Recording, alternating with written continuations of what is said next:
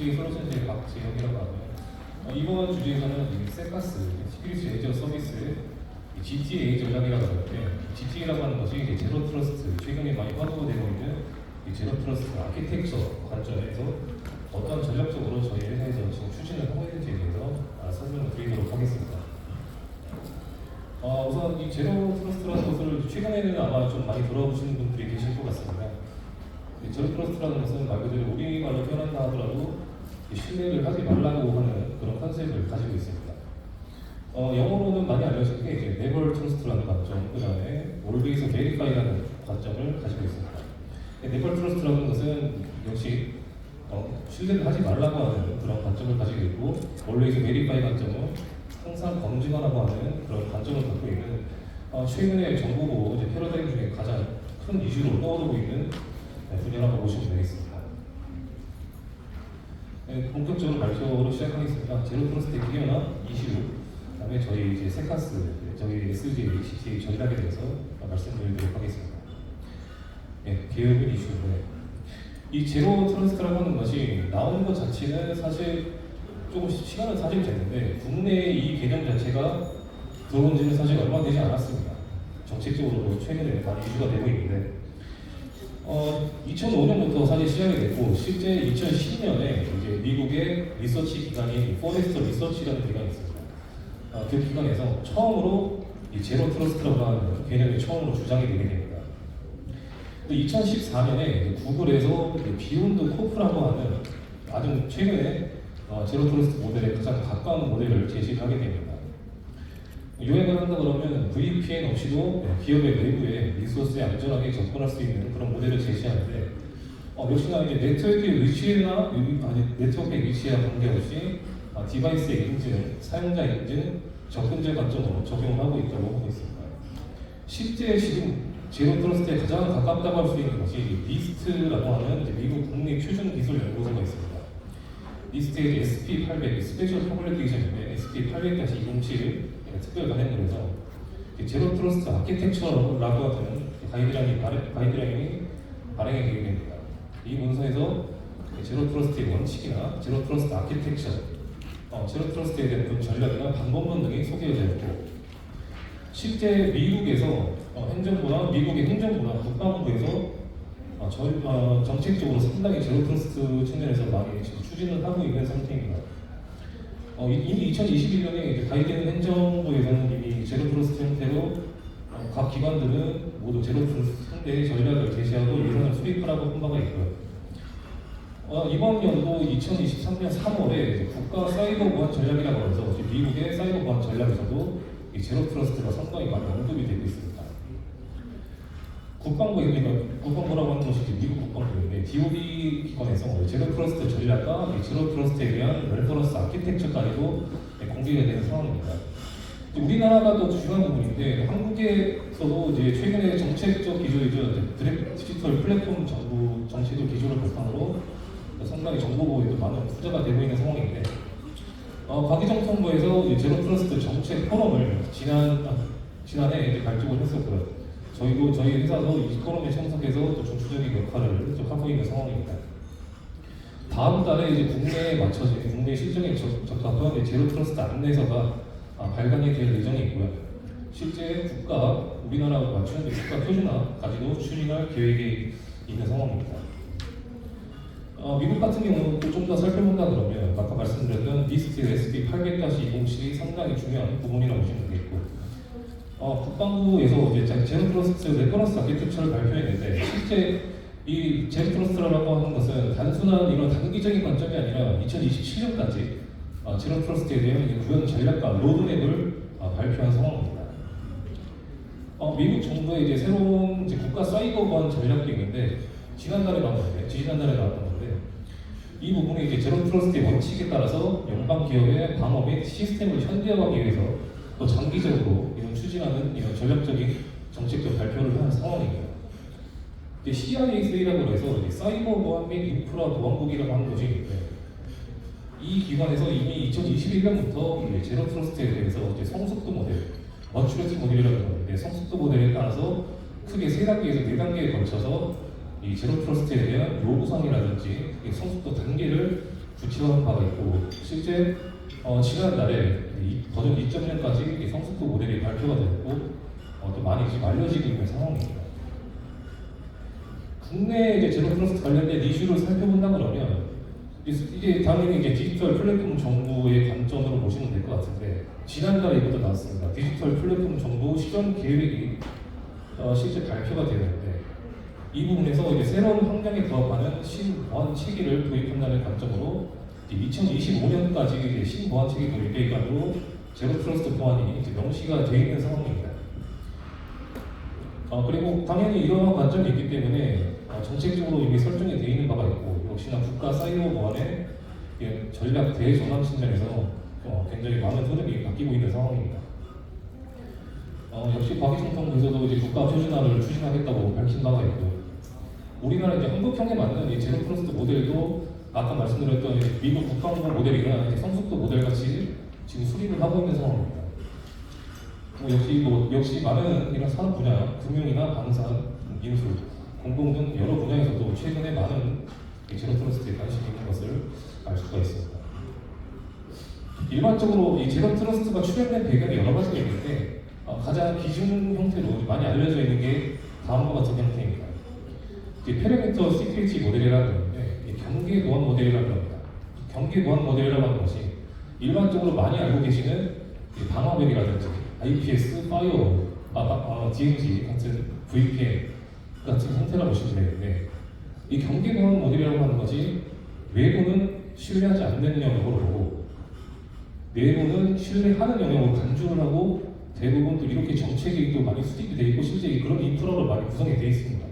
저희 회사도 이 경계보안 모델에 많이 의존하는 시기도 있는데 이런 모델 자체가 최근에는 이제 업무 환경에 또 재택이라든지 클라우드든지 여러 형태로 이런 하이브리드 형태를 많이 가고 있는 상태이기 때문에 또 특히나 최근에 또 APT 공격이나 또 랜섬웨어 같은 공격이 또 상당히 많이 있습니다. 이런 부분이 이제 경계보안 모델의 한계성이 있다는 것은 오래전부터 이슈가 됐었던 부분인데 이런 부분을 타파하고자 나왔던 것이 이 제로 트러스트 모델이라는 것입니다.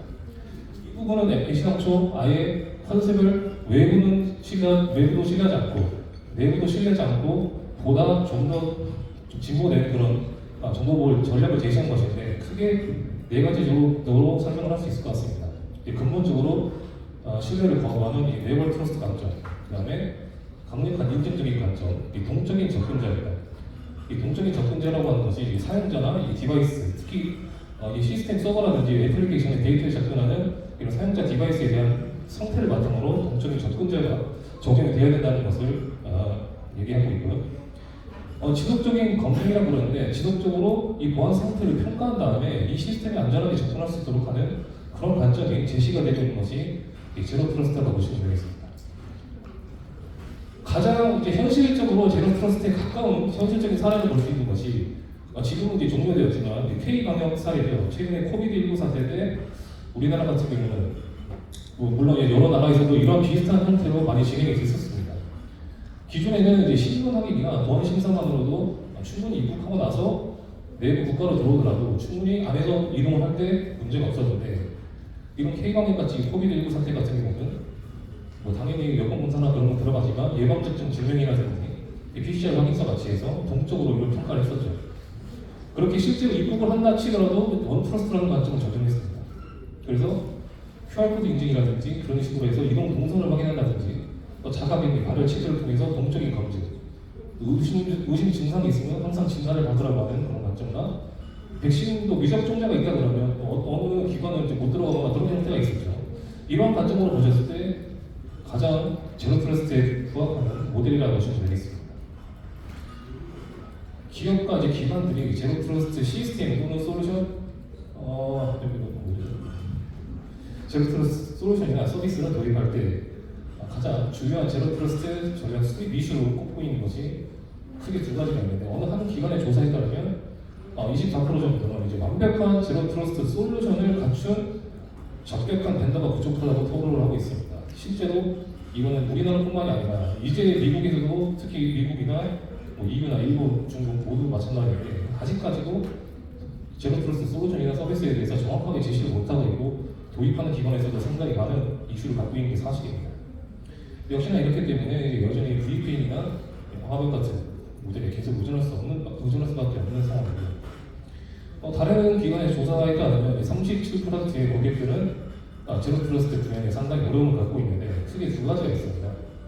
필요한 자원과 기술력의 부족으로 아직까지도 제로 트러스트를 구현하기 어렵다고 하고 있습니다. 역시나 일반적으로 많이 알려져 있는 이런 정보보호 개념과는 조금의 차이가 있고 도대체 제로 트러스트라는 것을 어디서부터 접근을 해야 되는지 많은 고민인 것이 사실인 것 같습니다. 또 다양한 기술에 또 막대한 정보보호 투자를 했지만은 역시 운영의 복잡성이 있습니다. 여러 벤더사의 이런 솔루션들을 도입 필요는 있지만 통합 관리라는 측면이 상당히 어렵습니다. 도입은 많이 했지만 운영 관리도 상당히 어렵고 그런 와중에 또 이제 제로 트러스트라는 것을 달성을 하는데 도대체 어떻게 해야 되냐, 이제 어디서부터 시작해야 될지 모르는 그런 또 이슈가 발생하게 되죠. 그런 관점에서 봤을 때는 제로 트러스트 보안 시스템이라는 것은 아까 미국의 그런 전략적인 측면이라 보셨더라도 성숙도 모델이나 확인을 해본다면 역시나 단계적으로 이 제로 트러스트 보안 체계는 전환이 필요하다는 관점이 중요한 것 같습니다. 이 제로 트러스트를 설명할 수 있는 최근에 가장 팩토에 가까운 사실상 표준에 가까운 제로 트러스트 리스트, 아까 말씀드렸던 미국 국립표준기술연구소의 SP800-207의 제로 트러스트 아키텍처 모델입니다.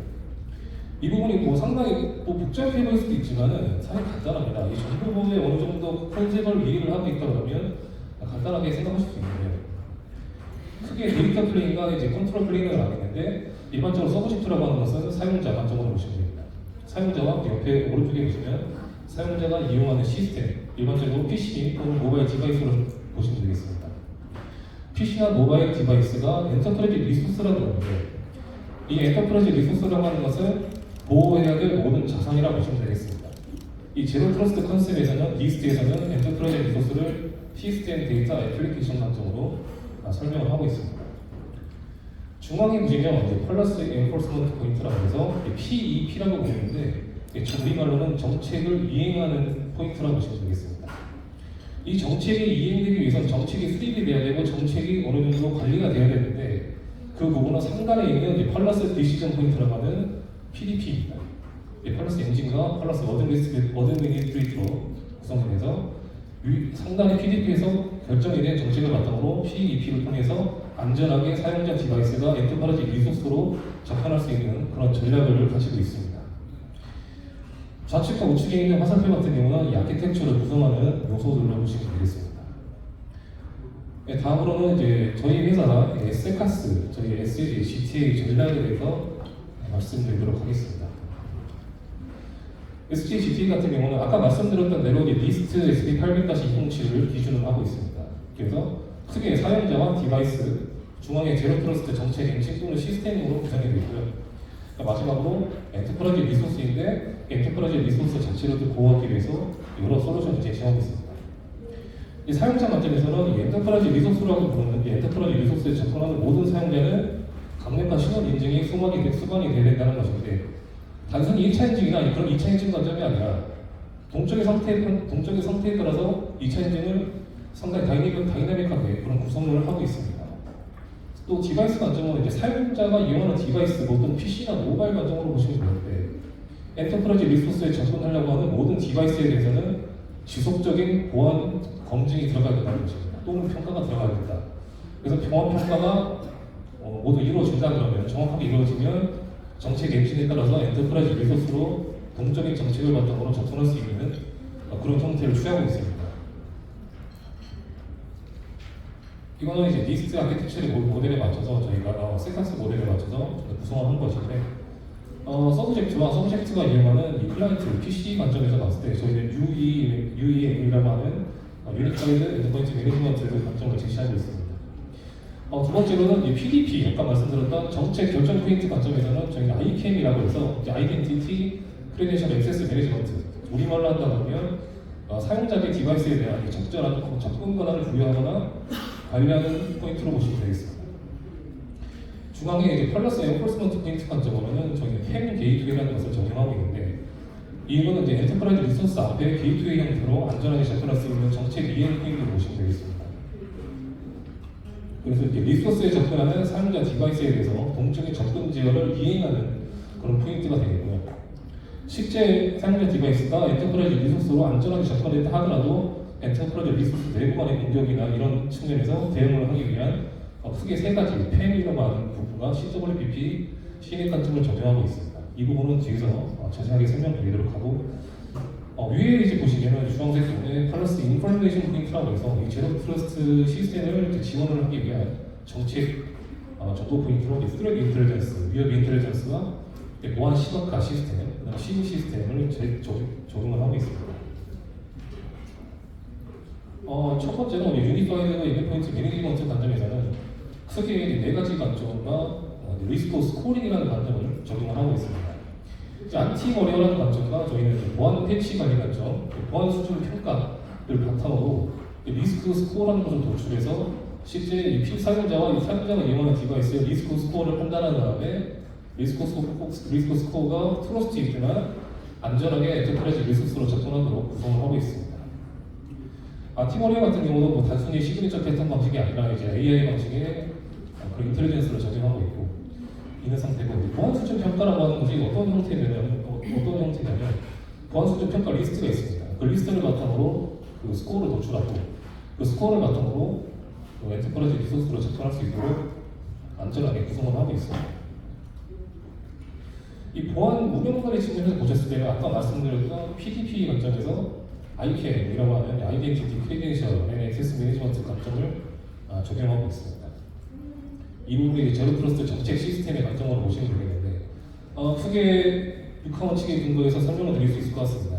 누가 언제 어디서 무엇을 어떻게 왜라는 관점으로 누가 과연 인간의 사용자와 디바이스만이 접근을 하고 있는가 라는 관점을 보실 수 있겠고, 또 어느 시점이면 사용자 디바이스가 과연 인간의 시점에만 접근을 하고 있는가 라는 부분도 적용이 되고 있고, 과연 인간의 위치에서 적절하게 접근을 하고 있는가도 IP나 맵이나 GPS 정보나 디바이스의 정보를 바탕으로 정책을 적용하고 있습니다. 가장 중요한 부분이라고 할 수 있는 이 제로 트러스트 역할과 정책적인 측면에서 과연 적절한 정책으로 동적인 접근적을 바탕으로 적절한 평가와 통제를 하는가라는 관점으로 이 제로 트러스트 시스템을 설정하고 있습니다. 요약한다 그러면 완전하게 인증되고 인간의 사용자가 디바이스만이 사용자 디바이스의 보안 상태를 평가를 하고 그에 따라서 사용자 디바이스의 인증 및 접근 관리가 들어가는 부분이라고 보시면 되겠습니다. 이 부분은 아까 말씀드렸던 PEP 부분, 정책 ENVT 관점으로 PAM 게이트웨이, 프리빌리지드 액세스 매니지먼트 게이트웨이 방식인데, 이 부분은 이제 엔터프라이즈 리소스, 보호해야 될 모든 자산이라고 할 수 있는 저희 관점에서는 이제 시스템 관점으로 많이 설명을 하고 있는데, 이 리눅스 서버나 윈도우 서버 같은 게 있죠. 또 온프리미스 클라우드 인프라를 가리지 않고 이 서버에 접근하려고 할 때 안전하게 접근을 해야 되는데, 동적인 사용자와 디바이스의 동적인 상태의 판단에 따라서 주기적으로 디바이스의 보안을 평가를 하고 거기에 따른 연결을 차단하거나 세션을 붙이는 그런 형태를 구성하고 있습니다. 이 부분은 당연히 아까 말씀드렸던 ICAN의 정책을 기준으로 동적인 판단을 해서 사용자와 디바이스를 차단하거나 연결해주는 그런 역할을 수행하고 있습니다. 이 부분은 이제 엔터프라이즈 리소스까지 접근을 해가 나서도 엔터프라이즈 리소스 내부에서 공격이 발생할 수 있는 측면을 대응하기 위한 이렇게 세 가지 전략을 저희가 제시하고 있는데, 첫 번째로 PAM이라는 관점을 적용하고 있습니다. 좀 전에 말씀드렸던 게이트웨이 방식의 PAM이 아니라 서버 에이전트 기반의 PAM입니다. 특정 사용자나 디바이스에 대해서 접근 통제를 적용을 하고 있는데, 이 부분은 역시 최소 권한을 바탕으로 파일의 디렉토리 접근 통제라든지 명령어 통제, 로그인 통제, 이런 프로세스 통제 같은 관점을 적용을 하고 있습니다. 두 번째로는 CWPP 관점을 적용하고 있는데, 클라우드 워크로드 프로텍션 플랫폼 관점을 적용하고 있습니다. 그래서 호스트 IPS, 호스트 안티머리어, 무결성 검사, 애플리케이션 통제 관점을 적용하고 있습니다. 세 번째로 CNAP인데, 클라우드 네이티브 애플리케이션 프로텍션 플랫폼 관점에서 저희는 컨테이너 보안적인 측면에서 이 부분을 특히 적용을 하고 있습니다. 이 오른쪽의 그림을 보시면 이제 왼쪽에 있는 구간과 오른쪽에 있는 구간을 보시게 되면, 예를 들어서 온프레미스에서 클라우드 형태로 뛰어넘는 형태를 구간과 구간을 넘어갈 때 보통 노스 사우스 형태로 보시면 되는데, 이런 노스 사우스 형태의 공격들은 대부분 기존의 경계보안 모델인 IPS나 파이어월이나 그런 일반적인 VPN이나 이런 형태로 어느 정도 되는 측면이 있는데, 문제가 뭐냐면 이 세미나에서도 이제 셀카스 측면이 있는데, 클라우드 환경으로 가면 얘기가 많이 달라집니다. 이 클라우드 환경 같은 경우는 전부 가상화 환경이기 때문에 VM이나 또 컨테이너 환경이기 때문에 내부간에 이스트, 웨스트 같은 공격이 발생할 수 있다는 것입니다. 우리가 갖고 있는 이런 서버나 서버 워크로드는 문제가 없지만 내 거가 아니라 남의 서버에서 발생하는 공격이 내 서버로 침투해 들어올 수 있는 그런 측면을 말씀드리는 건데, 또는 이제 데이터를 못 만들어내는 관점입니다.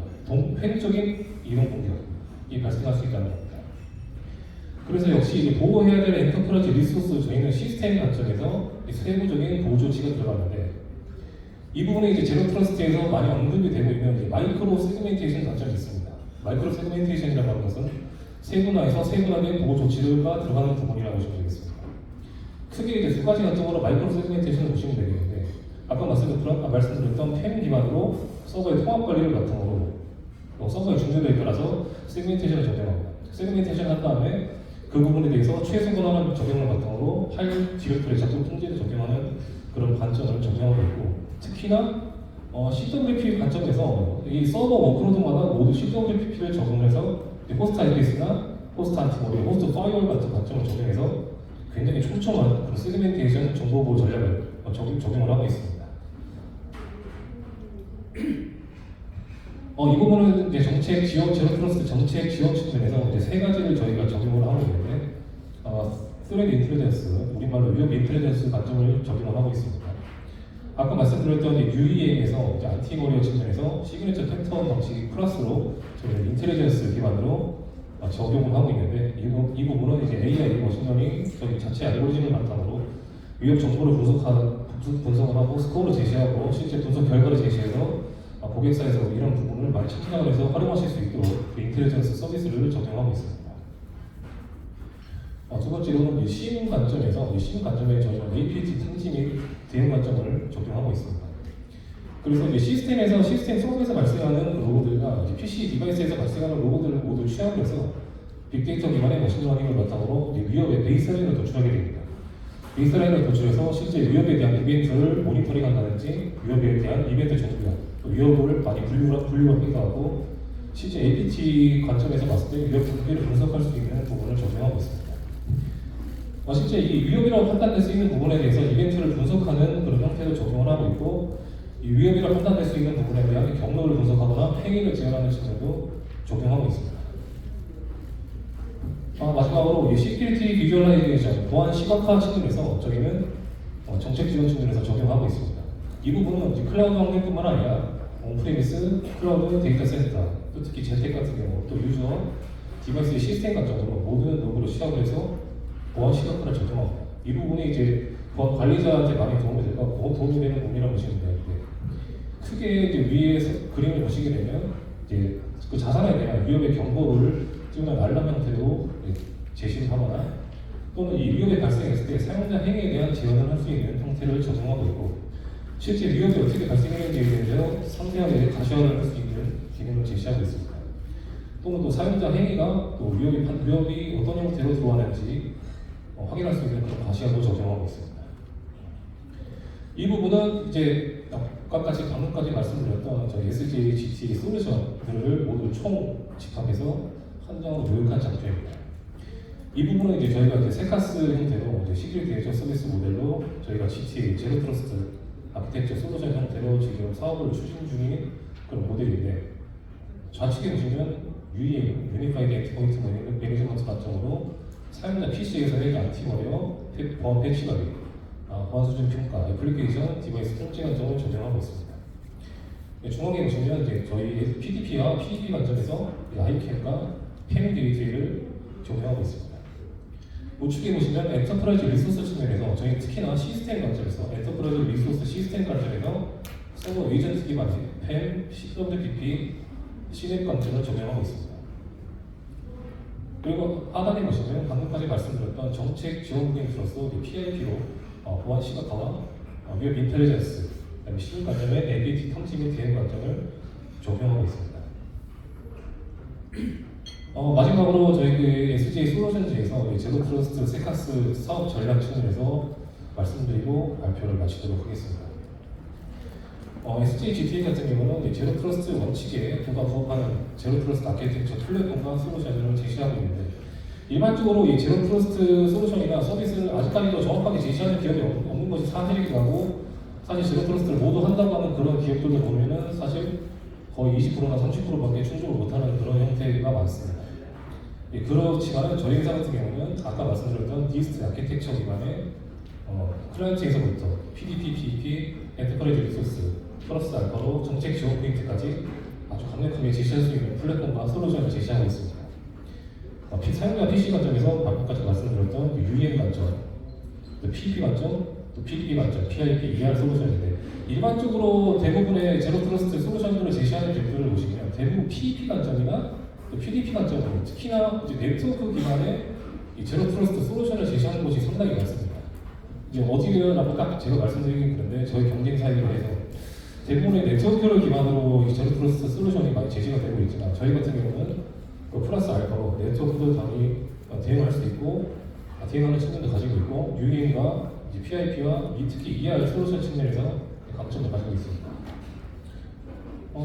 특히나 이제 클라우드 환경에 적합한 저희가 세카스 타겟의 지금 제로 트러스트 솔루션을 실제 제시를 했고, 이것과 관련해서 국내 CSP 사업자와 실제 지금 사업을 추진 중에 있고 실제 사업을 진행 중에 있습니다.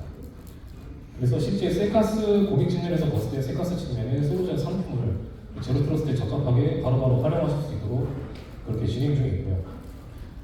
리스트 SP800-07 기준으로 저희 이제 풀스택 GTA라고 부르는데, 말씀드렸던 서브젝트가 이용하는 디바이스, PEP, PDP, 엔터프라이즈 리소스 측면에서 풀스택의 제로 트러스트 아키텍처 솔루션을 제시를 하고 있습니다.